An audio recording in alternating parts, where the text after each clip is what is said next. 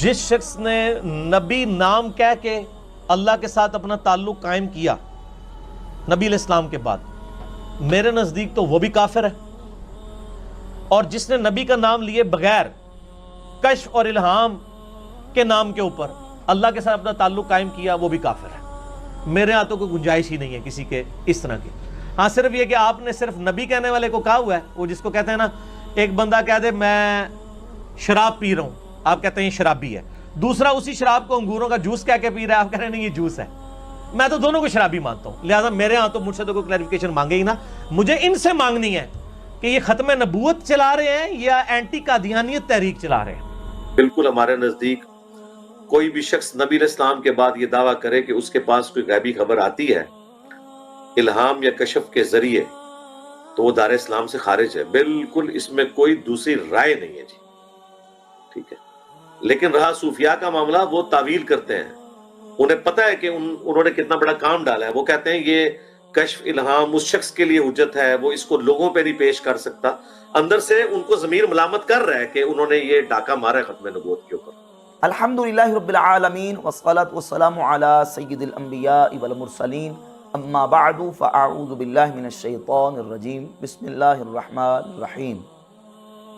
मिर्ज़ा जहलमी ने सूफिया की दुश्मनी और उनकी अदावत में एक दावा किया और यहाँ तक कहा कि ये सूफिया और जो अहले तसव्वुफ हैं ये कश्फ़ इल्हाम को मानते हैं, और कश्फ़ इल्हाम को मानने वाला ये ख़त्म नबूवत का डाकू है। और मेरे नज़दीक हर वो शख्स जो कश्फ़ इल्हाम को मानता है वो काफिर है, मैं उसको काफिर समझता हूँ। मिर्ज़ा जहलमी ने सूफिया की अदावत और दुश्मनी में ये दावा तो कर दिया, लेकिन ये मालूम नहीं था कि मिर्ज़ा जहलमी के इस फतवा की जद में इसके अपने बाबे भी आ जाएंगे। न सिर्फ अपने बाबे बल्कि जितने कलमा पढ़ने वाले तमाम मकातबे फ़िक्र हैं वो सारे के सारे मिर्ज़ा जहलमी के फतवे की जद में आ जाएंगे। क्यों? इसलिए कि तमाम मकातबे फ़िक्र कश्फ़ इल्हाम को मानते हैं, अहले तशय्यो भी मानते हैं, देवबंदी भी मानते हैं, और गैर मुक़ल्लिदीन वहाबी उलमा के 20 हवालाजात पेश किए जा सकते हैं, और अहले सुन्नत व जमात तो मानते ही हैं। सारे मिर्ज़ा जहलमी के इस कुफर के फतवा की जद में आ जाएंगे और ये सारे ख़त्म नबूवत के डाकू ठहरेंगे, और मिर्ज़ा जहलमी के अपने बाबे भी नहीं बच सकेंगे। क्योंकि मिर्ज़ा जहलमी के बाबे वो डॉक्टर इसरार हो, वो भी कश्फ़ इल्हाम को मानते हैं। डॉक्टर इसरार की बाकायदा वीडियो मौजूद है। अलबत्ता अब इल्म जो है वो दो तरह के हैं, ये हम सूरह बकरा के चौथे रुकू में देखा है। एक है ह्यूमन नॉलेज, एक्वायर्ड नॉलेज, इंसान जो इल्म हासिल करता है, और एक रिवील्ड नॉलेज जो उसे दिया जाता है, वो वही के जरिए से आता है, इल्हाम के जरिए से आता है। वो रिवील्ड नॉलेज जो है उसके रिसिपिएंट जो है वो ह्यूमन सोल है, स्पिरिट है, ये नहीं है, ये सेंसेस नहीं है, ये दिमाग नहीं है। वही चाहे जली हो, चाहे खफी हो, इल्हाम हो, कश्फ हो, रुया सादिका हो, कोई विषय हो, उसका ताल्लुक इस हैवानी वजूद से नहीं है, उसका दर हकीकत रूहानी वजूद से है, जिसका मस्कन कल्ब है। अब जाहिर बात है कि उसमें भी जो वही खफी आम लोगों को हो जाती है, इल्हाम हो जाता है कुछ और, वो भी कोई दलील नहीं है। उस शख्स के लिए तो दलील है वो, अगर वो शरीयत के खिलाफ ना हो, लेकिन किसी और के लिए दलील नहीं है। अलबत्ता इल्हाम, रुया, कश्फ ये चीजें अब भी हैं, लेकिन ये हुज्जत नहीं है दीन में। दीन में हुज्जत कुरान और सुन्नत, बाकी कोई शय हुज्जत नहीं है। हाँ, किसी का अपना कश्फ जो है वो जाती कश्फ उसका, अगर वो शरीयत के खिलाफ नहीं है, जाती इल्हाम अगर शरीयत के खिलाफ नहीं है, जाती तौर पर उसके लिए हुज्जत बन जाएगा, लेकिन किसी की दलील नहीं है। मैं मानूं या ना मानूं ये मेरा इख्तियार होगा। आपका कश्फ जो है मेरे लिए दलील नहीं है, मेरा कश्फ आपके लिए दलील नहीं है। मिर्ज़ा जहलमी के उस्ताद मौलवी साक़ फैसलाबादी वो भी कश्फ़ इल्हाम को मानते हैं, वीडियो मौजूद है। नासरुद्दीन अलबानी जो मिर्ज़ा जहलमी का बाबा है वो भी कश्फ़ इल्हाम को मानता है। सिलसिला तो हदीस सहीहा उठाकर देख लें, वहां उसने तस्लीम किया हुआ। डॉक्टर यूसुफ अल क़रज़ावी बाकायदा उसने किताब लिखी है कश्फ़ इल्हाम के मौजू पर, वो भी कश्फ़ इल्हाम को मानता है। और मिर्ज़ा जहलमी के ममदू डॉक्टर जाकिर नाइक भी मिर्ज़ा जहलमी के फतवा की जद में आ जाएगा, क्योंकि इसलिए कि डॉक्टर जाकिर नाइक भी कश्फ़ इल्हाम को मानता है।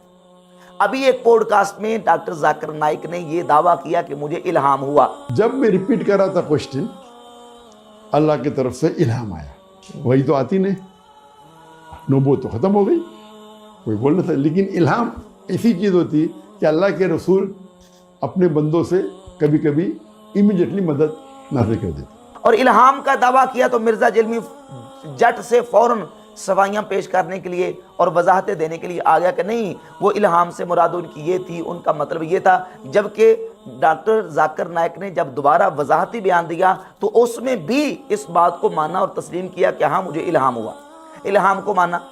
तो मिर्ज़ा जेलमी के फतवा की ज़ात में ये सारे आ जाएंगे, अपने बाबे भी नहीं बचेंगे और तमाम मकातब फ़िक्र आ जाएंगे। मैंने अर्ज़ किया कि ये कश्फ़ इल्हाम को तो सारे मकातब फ़िक्र मानते हैं, तो क्या ये सारे कश्फ़ इल्हाम को मानने वाले ख़त्म नबूवत के डाकू करार पाएंगे? ये सारे काफिर करार पाएंगे? देवबंदी मानते हैं, गैर मुक़ल्लिदीन वहाबियों के उलमा की तसरीहात मौजूद है। मैं आपके सामने इब्न तैमिया के दो हवालाजात पेश कर देता हूँ। ये शरह अल अक़ीदतुल वासितिया है इब्न तैमिया की, और इस किताब के अंदर इब्न तैमिया ने सफ़ा नंबर 161 पे ये वाज़े दो टोक लफ्ज़ों में कश्फ के हवाले से लिखा, वमिन उसूल अहल सुन्नति अत-तस्दीक़ बिकरामातिल औलिया वमा युजरिल्लाहु अला अयदीहिम मिन ख़वारिक़िल आदात। ये अहल सुन्नत के उसूलों में से है कि अहल सुन्नत व जमात औलिया अल्लाह की करामात की तस्दीक करते हैं और जो अल्लाह ने उनके हाथों पर ख़वारिक़ आदात चीज़ें जारी की हैं उनकी तस्दीक करते हैं। और वो ख़वारिक़ आदात यानी आदत से हट कर जो चीज़ें औलिया अल्लाह के हाथों पर जारी होती हैं वो कौन कौन सी हैं, उनकी अनवा क्या है? फ़ी अनवाइल उलूमी वल मुकाशफ़ात, यानी अल्लाह ताला उन्हें ऐसे उलूम देता है और ऐसे मुकाशफ़ात उन पर करता है जो कि उनकी करामात शुमार होती हैं। व अनवाइल कुदरत व तासीरात, और कुदरत और तासीरात की अनवा में से यानी अल्लाह उन्हें ऐसी ताकत देता है, ऐसे तसर्रुफ़ात देता है, ऐसे इख्तियार देता है और ऐसी अल्लाह रब्बुल इज़्ज़त उन्हें तासीरात अता फरमाता है जो कि उनकी करामात में से शुमार होती हैं। अहले सुन्नत व जमात इन करामात औलिया की तस्दीक करते हैं और कश्फ को भी माना और औलिया अल्लाह की कुदरत और उनकी तासीरात को भी इब्न तैमिया ने तस्लीम किया। अब उम्मत के अंदर बड़े बड़े औलिया अल्लाह आए जिनसे करामात का सदूर हुआ और कश्फ इल्हाम का ज़हूर हुआ। इब्न तैमिया ने उन मुल्हमीन और मुफहमीन और मुकल्लमीन जो उम्मत के अंदर आए उनका जब जिक्र किया तो कहा उनमें से उन साहिब इल्हाम लोगों के सरदार कौन है? ये मजमूल फतावा की जिल्द नंबर 11 मेरे हाथ में है इब्न तैमिया की, सफ़ा नंबर 65 पर लिखा, फ़इन्न सय्यिदल मुहद्दिसीना वल मुखातबीना अल मुल्हमीना मिन हाज़िहिल उम्मती हुवा उमर इब्नुल ख़त्ताब। इस उम्मत के मुहद्दिसीन मुल्हमीन के सरदार हज़रत उमर इब्न ख़त्ताब फ़ारूक़ आज़म रज़ियल्लाहु ताला। और इसके अलावा दीगर मुहद्दिसीन ने इस बात को तस्लीम किया। इमाम इब्न हजर अस्क़लानी रहमतुल्लाह ताला अपनी किताब फ़तहुल बारी शरह सहीह बुखारी की जिल्द नंबर 6 सफ़ा नंबर 640 पर लिखते हैं, हज़रत उमर फ़ारूक़ रज़ियल्लाहु ताला अन्हु से बहुत सारे इल्हामात का वक़ू हुआ। वक़द वक़ा बिहम्दिल्लाहि मा तवक़्क़अहु नबी सल्लल्लाहु अलैहि व आलिहि वसल्लम फ़ी उमर रज़ियल्लाहु ताला अन्हु, कि नबी पाक सल्लल्लाहु अलैहि व आलिहि वसल्लम ने जो हज़रत उमर रज़ियल्लाहु ताला अन्हु के लिए कहा था वो हज़रत उमर रज़ियल्लाहु ताला अन्हु से अल्लाह रब्बुल इज़्ज़त का के फज़ल व करम से वाक़ हुआ। वक़ा मिन ज़ालिका लिग़ैरिही मा ला युहसा ज़िक्रुहु, सिर्फ हज़रत उमर से इल्हाम वाक़ नहीं हुआ बल्कि उम्मत के बाद में आने वाले बहुत सारे कसीर औलिया अल्लाह से वो इल्हाम वाक़ हुआ है जिनका ज़िक्र बस की बात नहीं, जिनको शुमार नहीं किया जा सकता, जिनको गिना नहीं जा सकता। और हाफिज़ इब्न हजर अस्क़लानी फ़तहुल बारी शरह सहीह बुखारी के सफ़ा नंबर 465 पे हदीस नंबर 6990 के तहत लिखते हैं, फलम्मन क़तअल वहयु बिमौतिही वक़अल इल्हामु लिमन इख़्तस्सहुल्लाहु बिही लिल अमनि मिनल लब्सि फ़ी ज़ालिका। कहते हैं नबी पाक सल्लल्लाहु अलैहि वसल्लम के विसाल अक़दस के बाद जब हुजूर के विसाल पर वही मुनक़ते हो गई, वक़अल इल्हाम, तो इल्हाम वाक़ हुआ। जिसको अल्लाह रब्बुल इज़्ज़त ने इल्हाम के साथ ख़ास कर लिया, जिसको अल्लाह ताला ने इल्हाम अता फरमाया, फरमाते हैं कि नबी पाक अलैहिस्सलातु वस्सलाम के मुबारक दौर में चूँकि वही नबूवत नाज़िल हो रही थी तो उसमें एक एहतमाल था, उसमें एक जो है ना वो खदशा था वही और इल्हाम के इल्तिबास का। तो उस वक्त इल्हाम कम हुए, बाद में उम्मत के औलिया अल्लाह पर बहुत सारे इल्हाम वाक़ हुए। वफ़ी इनकार वक़ूअ ज़ालिका मा कसरतिही वश्तिहारिही मुकाबरतुन मिम्मन अनकरहु। कहते हैं जो इन इल्हामात का मुनकिर है, जो इन इल्हामात को नहीं मानता, इमाम इब्न हजर अस्क़लानी फरमाते हैं बावजूद इसके कि ये कसरत के साथ उम्मत के औलिया से हुआ اور مشہور ہے امت کے اولیاء سے کہ ان کے ساتھ یہ واقعہ پیش آیا کہ ان کو الہام اور کشف ہوا، جو اس کے باوجود نہیں مانتا وہ بڑا ضدی اور ہٹ درم ہے اور مکابرہ سے کام لے رہا ہے، جو کہ یہ عبارت مرزا جیلمی پر پوری فٹ آ رہی ہے، کیونکہ یہ بھی اس کے باوجود کہ امت کے اولیاء اللہ سے الہام واقع ہوا اس کا انکار کرتا ہے۔ اور صفحہ نمبر 480 فتح الباری کی جلد 11 کا لکھتے ہیں قال ابن السمعانی، علامہ ابن السمعانی کہتا ہے وَإِنْكَارُ الْإِلْهَامِ مردود، الہام کا بالکل سرے سے انکار کر دینا مردود ہے، باطل ہے۔ اور اس کے علاوہ بہت سارے حوالہ جات پیش کیے جا سکتے ہیں۔ یہ امام عینی بدر الدین عینی رحمۃ اللہ علیہ کی عمدۃ القاری شرح صحیح البخاری ہے، جلد نمبر میرے ہاتھ میں 16 اور صفحہ نمبر 76 ہے۔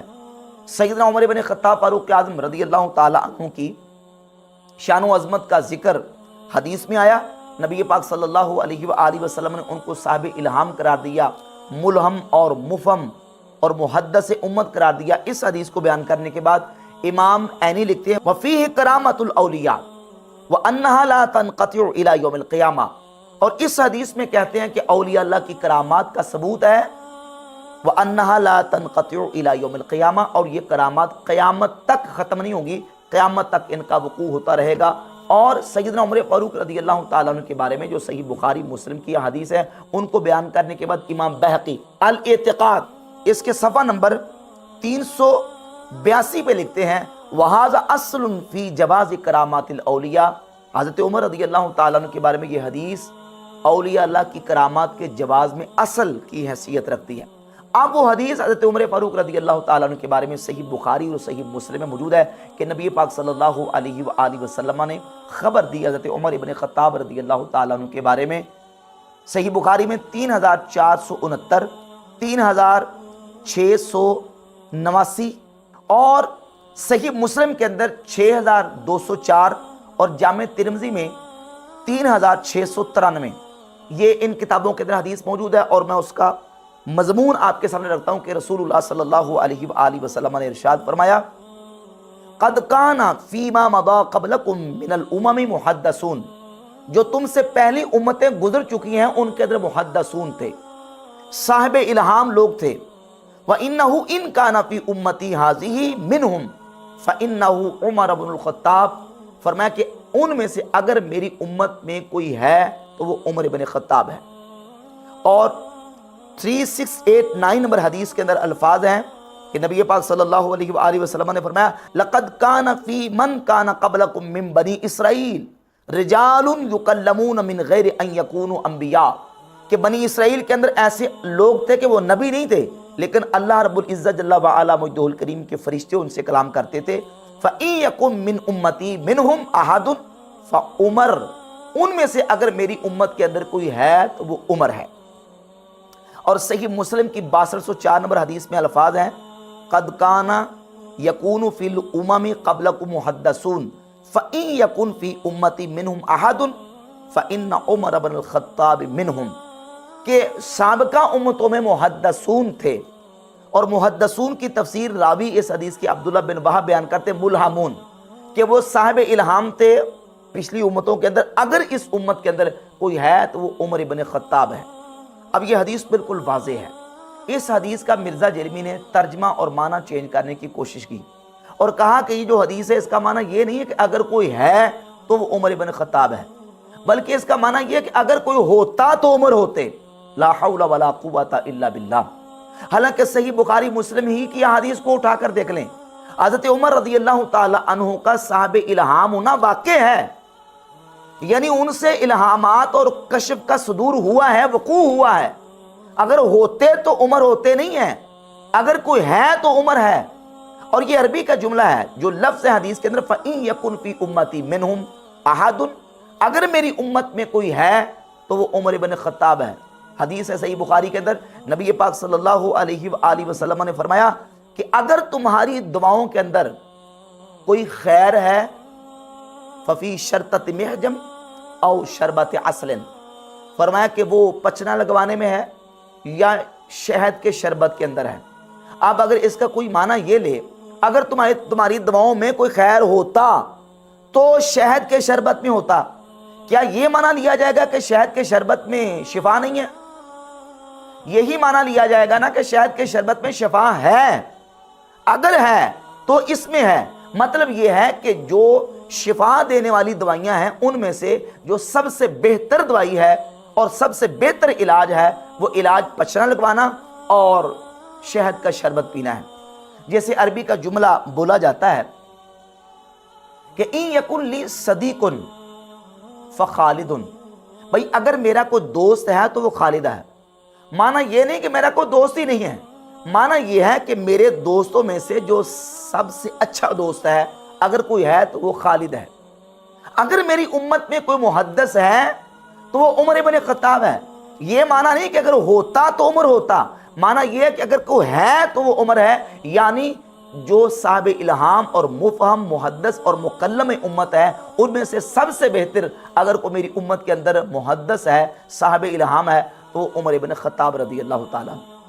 اور سیدنا فاروق اعظم رضی اللہ تعالیٰ عنہ سے کتنے ہی مکاشفات اور الہامات کا وقوع ہوا، صدور ہوا، اور ائمہ دین علماء نے باقاعدہ ان مکاشفات اور ان حضرت عمر کے الہامات کو ذکر کر کے حضرت عمر کی کرامت کا ذکر کیا۔